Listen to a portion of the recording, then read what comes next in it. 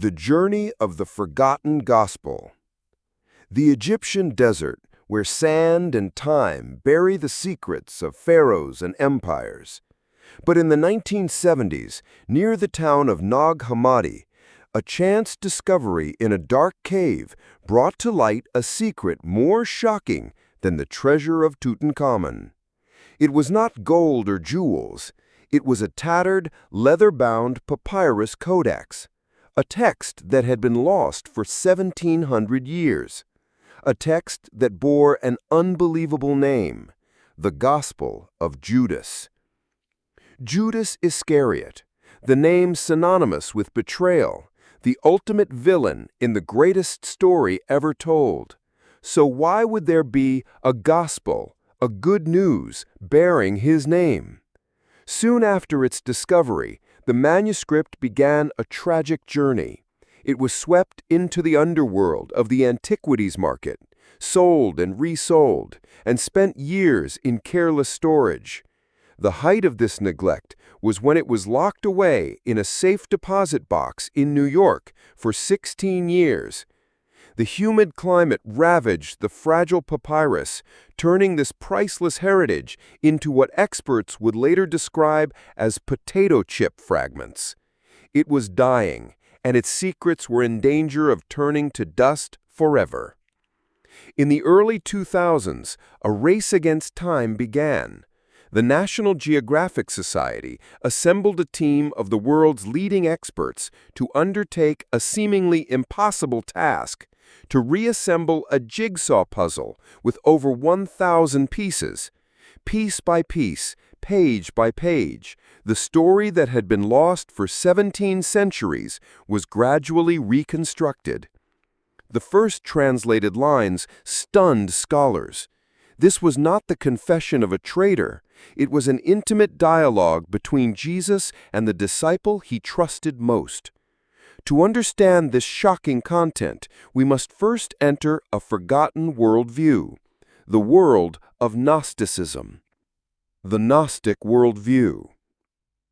To understand the Gospel of Judas, we cannot read it through the lens of modern Christianity. We must understand the mindset of those who wrote it, the Gnostics.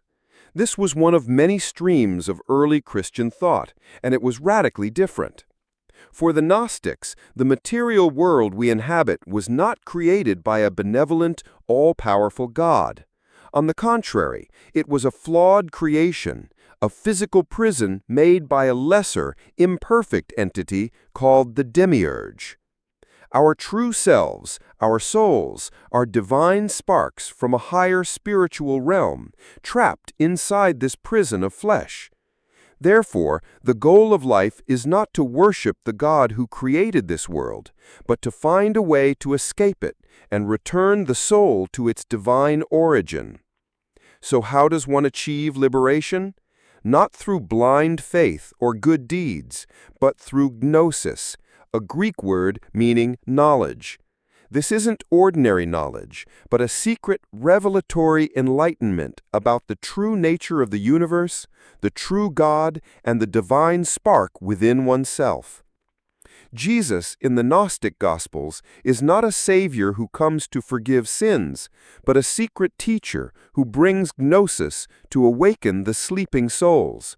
And in the story of the Gospel of Judas, only one disciple truly understood this secret knowledge. A completely different Judas. As scholars pieced together the fragments, a completely new story emerged. The Gospel of Judas does not recount the life of Jesus, but is mainly a series of dialogues between him and his disciples, especially Judas. From the beginning, the text draws a clear distinction. There are the ordinary disciples, and then there is Judas. In one shocking passage, Jesus sees his disciples gathered, giving thanks over bread. He laughs. When they ask why, he replies, "I am not laughing at you. You are doing it because through this your God will be praised." For the author, the God they worship is the lesser God who created the material world, not the supreme, true God. They are still trapped in ignorance. In contrast, Judas is portrayed as the only one who can look directly at Jesus and understand his true nature. Jesus speaks to Judas in private. "Step away from the others, and I shall tell you the mysteries of the kingdom. It is possible for you to reach it." Jesus recognizes Judas as the most enlightened disciple, the only one who understands that the goal is to escape the physical body. He reveals to Judas the secrets of the cosmos, of the angelic generations, and the origins of humanity, knowledge the other disciples cannot grasp. The text never implies that Judas is greedy or evil. Instead, it builds him up as the chosen one for a special and painful task, one that will lead the story to its inevitable climax. Reinterpreting the betrayal. In the Gospels of the Bible, Judas's act is clear. He betrays Jesus for 30 pieces of silver. It is an act born of greed and satanic influence. But in the Gospel of Judas, this motive completely disappears. There is no mention of money. Instead, the act of betrayal is reframed as the ultimate act of obedience. Jesus tells Judas, "You will exceed all of them, for you will sacrifice the man that clothes me." This is the core sentence of the entire text. Jesus is asking Judas to help him fulfill his mission, to liberate the divine spark of spirit from the man, meaning the physical body that imprisons him.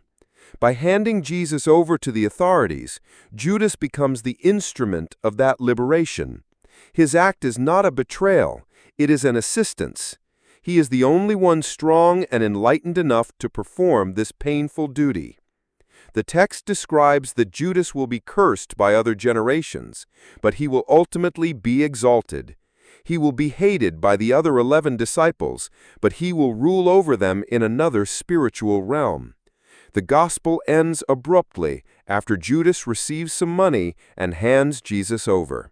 It is not concerned with Jesus' death or resurrection, because for the Gnostics, those physical events are less important than the liberation of the spirit. In the end, Judas did exactly what his master asked of him. Legacy and historical meaning. When the Gospel of Judas was published in 2006, it created a media firestorm. Many rushed to claim it would rewrite history or prove the Bible wrong. However, the reaction from scholars and theologians was far more calm and nuanced. So what is the true value of this ancient text? Most historians agree that the Gospel of Judas was not written by the historical Judas Iscariot. It was composed in the 2nd century, more than 100 years after the events took place, by a Gnostic Christian group. Therefore, it doesn't tell us more about the historical Judas, but it gives us a priceless view into the diversity of early Christianity. It proves that in the first few centuries, there was not one, but many different Christianities, with differing beliefs and scriptures, all competing to define the soul of the new faith. The Gospel of Judas is not a hidden truth, but the voice of a community that lost the theological debates of its time and was branded as heretical.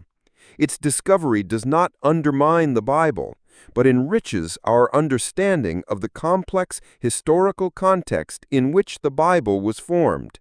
It shows us the paths Christianity could have taken, but ultimately did not. The story of the Gospel of Judas is a powerful reminder that history is never a straight line. It is a tapestry woven from many different threads, and sometimes the threads that were lost the longest tell the most fascinating stories.